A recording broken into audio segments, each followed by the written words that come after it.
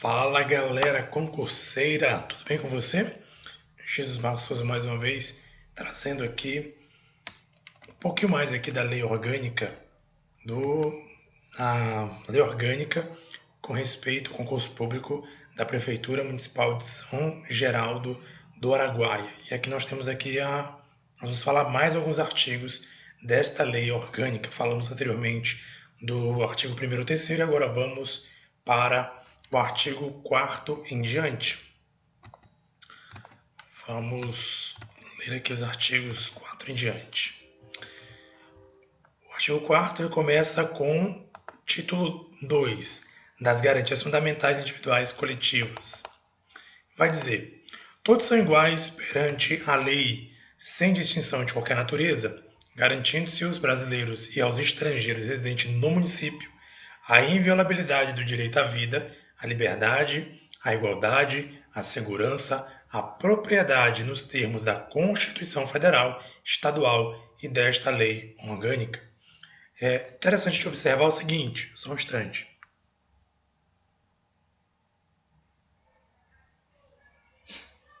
Aqui uma água.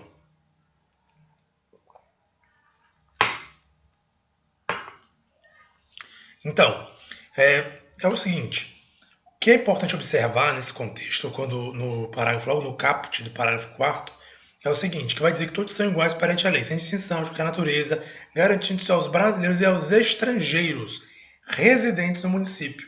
Ou seja, se a tua prova vier dizendo que é garantido somente aos brasileiros, a inviolabilidade ao direito à vida, à liberdade, à igualdade, à segurança, à propriedade, nos termos da Constituição. Se vier dizendo que é só aos brasileiros, está errado. Aos brasileiros e aos estrangeiros residentes no município, né? No caso, o município de São Geraldo do Araguaia, vai dizer de acordo com a Constituição Federal, Estadual e também esta lei orgânica que estamos lendo. Ele fala, né, inviolabilidade, ou seja, o direito de não ser violado à vida, à liberdade, à igualdade, à segurança e à propriedade. A vida, né, a vida no sentido amplo, né, não no sentido estrito, sentido amplo, direito à vida, direito a você poder viver com dignidade, né, e também o direito de não ser assassinado, não ser morto, não colocar em risco sua própria vida. Direito também, como diz aqui, à liberdade, ou seja, você é livre, né? Claro, em teoria você é livre, porque, por exemplo, hoje, dia 9 de abril, que estou gravando esse vídeo, né, tem aí um decreto estadual que está restringindo a movimentação entre os municípios. Então, não pode se movimentar entre os municípios do estado, né, e nem também para regiões, regiões de banho, regiões ali onde o pessoal costuma fazer lazer, né, banhos, balneários, etc., por uma determinação do governo do estado em relação ao combate a esse vírus que está afetando a vida das pessoas, né? Então, em relação a isso, foi feito um decreto para proibir a movimentação. Então, em tese, nós temos a liberdade. Porém, em algum momento, essa liberdade, por exemplo, essa liberdade no sentido de circular, por exemplo, entre municípios, no momento está restringida, assim como também circulação de outro estado para o estado do Pará também está proibido. Ou seja, a liberdade, a gente pode ver que os direitos, na verdade, né, o direito, ele costuma ser algo relativo, não é algo concreto. O direito à vida talvez seja concreto, né, em certo ponto, porque você vai ver a questão do aborto, já é outra conversa, outros que não cabe falar aqui. Mas pode ver que a direito à vida geralmente, aliás, na verdade, todos os direitos, né, a maioria dos direitos, vou dizer assim para não generalizar, não sei se tem algum que não seja, geralmente os direitos, todos eles são relativos. O direito à vida, tem direito à vida? Tem. Só que a própria Constituição Federal, ela vai dizer que em tempos de guerra pode sim ter a pena de morte, por exemplo. Então, o direito à vida, ele é relativo. A liberdade também, estamos vivendo um momento de pandemia, nem todo mundo, você não pode, nesse momento, sair para outro município ou ir para outro local. Por quê? Porque está proibido, está restrito, né, a sua movimentação, a nossa movimentação no Estado. Então, olha aí, a liberdade nós temos direito, só que é relativo. Nesse momento, por força de decreto, o direito à liberdade está, de certa maneira, limitado. A igualdade, a segurança, a propriedade, nos termos da Constituição Federal, Estadual e da Lei Orgânica. Então aqui não tem muito segredo, né? Só a gente entender, basicamente o que eu falei, né? Que esses direitos eles não são absolutos, né? Eles têm aí uma certa, como eu falei aqui, né? Eles são relativos. Você pode ter pleno direito ou não, dependendo da situação. Mas é entender que durante, como diz o artigo 4º, o caput, todos são iguais perante a lei e têm esses direitos aqui garantidos, né? A inviolabilidade desses que a gente acabou de ler. Parágrafo único. A soberania popular será regulada através da lei municipal, observado no que couber o disposto na Constituição Federal e na Constituição Estadual, que estabelecerá a iniciativa popular de projetos de lei de interesse específico do município, na cidade ou de bairros, através de manifestação de pelo menos 5% do eleitorado. Bem, o que está dizendo aqui? Eu costumo pensar o seguinte, quando começa a aparecer números, né, quando começa a aparecer números, aparecer dados, quando aparecem números, eu já começo assim é bom você ficar atento, porque tem bancas que gostam de pedir números, né, gostam de pedir ali algum dado relacionado a números. A gente vê aqui que ele traz um dado interessante, que é o dado a respeito aqui de um percentual. Um percentual de quê? Para a iniciativa popular. O que é iniciativa popular? Bem, se ele vai dizer aqui, né, que a soberania popular será... Deixa eu ler aqui, peraí. Está dizendo que a soberania popular será regulada através da lei municipal, de lei municipal. Aí vai dizer observando que couber, etc. O que significa iniciativa popular? Digamos, se de repente você tem uma iniciativa, você tem um projeto, né? Você e a comunidade acaba ali pensando um projeto, né, para beneficiar a comunidade, um projeto de lei ali que vai trazer benefícios para a comunidade ou benefícios para o município, por exemplo. Você pode sim colocar esse projeto, você pode criar uma iniciativa popular, né? Ou seja, digamos, você pega um projeto, olha, eu tenho um projeto para fazer uma coisa X, certo? E eu quero apresentar esse projeto para que venha se tornar um projeto de lei. Isso é uma iniciativa popular. Só que nesse caso, a iniciativa popular só vai poder ir adiante, ou só poderá ser proposta, vamos falar dessa maneira, se a manifestação, se o percentual de eleitores, né, eleitorado, olha só, a pessoa tem que ter título de eleitor, tem que ser um eleitor, tem que ser um percentual de 5% do eleitorado. Vamos supor, se de repente você deseja fazer aí você deseja propor, né, uma iniciativa popular, você quer propor uma lei, certo? Então você tem que reunir 5% do eleitorado. Vamos dizer aliás, não é nem questão de população na cidade, é quantas pessoas votam. Vamos dizer que tem ali o quê?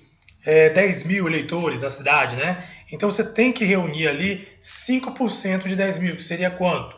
10% de 10 mil são 1.000, então você tem que reunir ali 500 eleitores para poder ter um projeto de iniciativa de lei, né? Que 5% seria o quê? 500? Então, 500 eleitores, você teria que reunir 500 eleitores, né, no município, se for 10 mil eleitores aqui nesse exemplo, então você teria que reunir 500 eleitores e eles vão assinar um projeto de acordo com o que a lei demanda, né? Você vai pesquisar como é que funciona.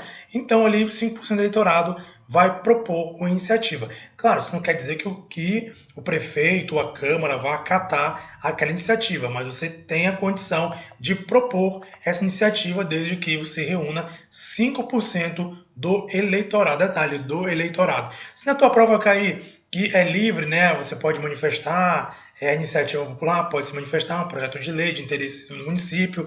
Aí se a tua prova disser através de manifestação de pelo menos 5% da população, está errado. 5% da população não, 5% do eleitorado. Né? E assim também se vier 10%, 15%, 2%, não, são 5% do eleitorado. Então, é bom destacar, se tiver alguma apostila física ou impressa a lei, você pode marcar, risca aí nessa parte aí 5% do eleitorado para a iniciativa popular de projetos de lei. Lembrando que, claro, é uma iniciativa, não quer dizer que vai ser aprovada, mas você vai propor uma lei, reúne ali 5% do eleitorado e você pode propor essa lei. Quase que não sai dessa, gente, porque tem horas que eu começo a navegar aqui minha mente, começa a pensar demais, aí fica meio louco e aí o negócio. Deixa eu aumentar aqui a tela, fica melhor, né? Pronto, agora ficou melhor. Vamos lá. Então, passado aqui o título 2, né? Nós falamos sobre todos são iguais perante a lei, a questão da inviolabilidade, o direito à vida, o direito à liberdade, à igualdade, à segurança, à propriedade. Lembrei aqui que são relativos esses termos, né? A soberania popular também, nós falamos aqui sobre a iniciativa popular. E agora vamos falar sobre o título 3, que é a organização político-administrativa. Artigo 5º. A organização político-administrativa do município compreende a cidade, os distritos e os subdistritos. Parágrafo único. A cidade de São Geraldo do Araguaia é a sede do município. Artigo 6º. O distrito e subdistritos têm os mesmos nomes de suas respectivas sedes, cuja categoria é a vila. Parágrafo único. A criação, a organização e supressão de distritos obedecerão à legislação estadual. Isso aqui praticamente vai ser decoreba. Você vai ter que ler, tá? E tentar memorizar se for o caso. Agora, igual eu digo, algumas coisas parecem óbvias e você não tem que estar tão focado. Agora, alguns casos, por exemplo, esse aqui, o parágrafo único, vai dizer que a criação, a organização e supressão de distritos obedecerão à legislação estadual. Então, quando chega nesse tipo de detalhe, você tem que estar atento. Por quê? A tua prova pode dizer o seguinte: a criação, a organização e supressão de distritos obedecerão e vai dizer a lei municipal, a lei estadual, a lei federal, a lei orgânica. Não, obedecerá à legislação estadual. Então, esse tipo de coisa é que você tem que estar atento. Quando você vê assim, quando se fala de lei, né, que tem que obedecer uma certa lei, se você puder, você marca no seu conteúdo aí que você tem impresso, claro, né? Você marca no seu conteúdo, anota no seu caderno aí. Quando fala assim, obedecerá à lei, aí você anota qual tipo de lei. Porque pode ser federal, pode ser estadual, pode ser uma lei municipal. Então aqui a criação, organização e supressão de distritos vão obedecer o quê? A legislação, ou seja, a lei estadual.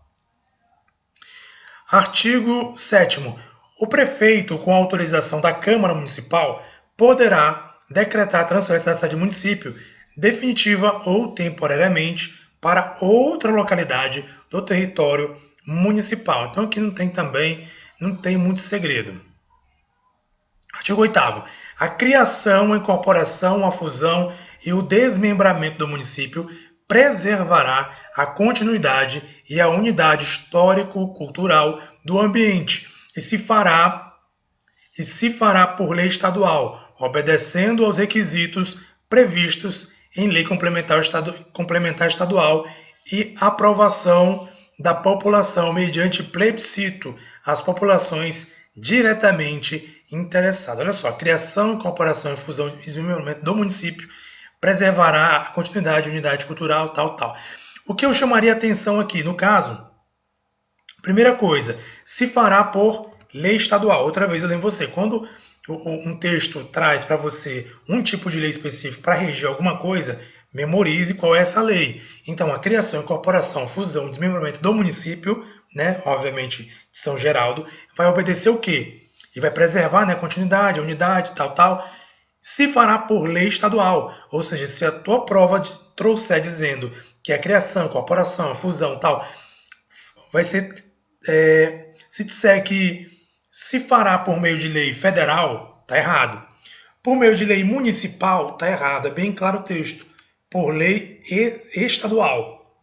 Então, assim, memorize. Criação, incorporação, fusão, desmembramento, lei estadual.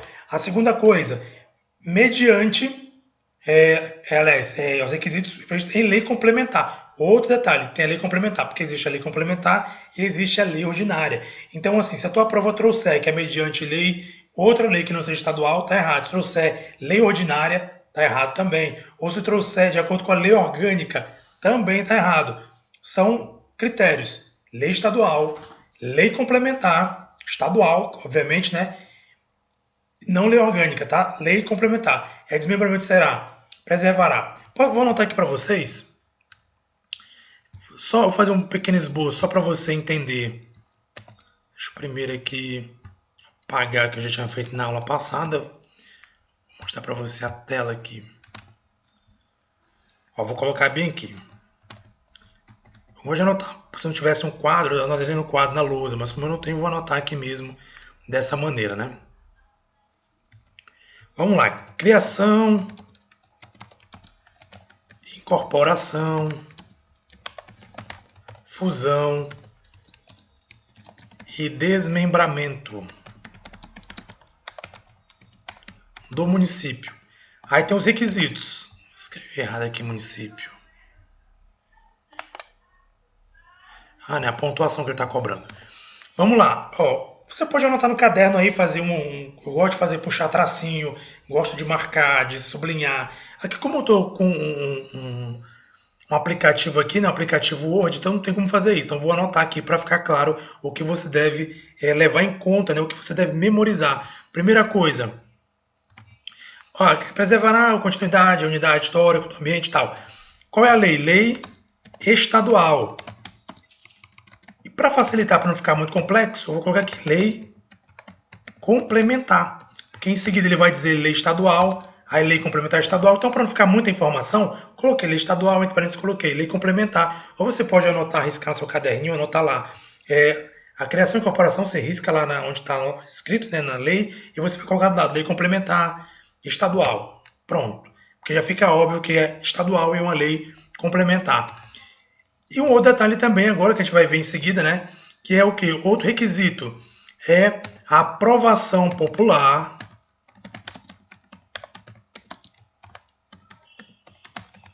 plebiscito. Se assim que escreve, é assim mesmo, plebiscito. É das pessoas, né?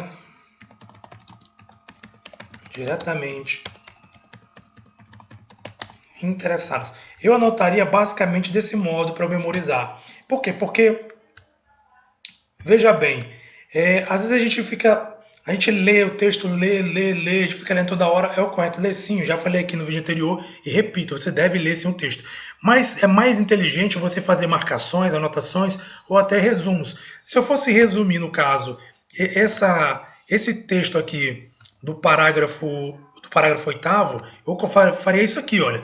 Faria exatamente o que está escrito aí. Criação, incorporação, fusão e desmembramento do município. Colocaria lei estadual, que é lei complementar, aprovação popular por meio de plebiscito. Ou seja, plebiscito e colocava aqui, pessoas diretamente interessadas. Isso aqui já resume tudo. Porque na tua prova, se vier cair alguma coisa, basicamente vai cair isso aqui. A banca vai colocar que é uma lei municipal, que é a lei orgânica, ou que é uma lei federal, não, a lei estadual. Vai dizer que é uma lei ordinária, uma lei orgânica, não. A lei é complementar e é estadual. E só isso? Não. Mediante aprovação popular. Qual aprovação popular? Referendo? Não. Plebiscito.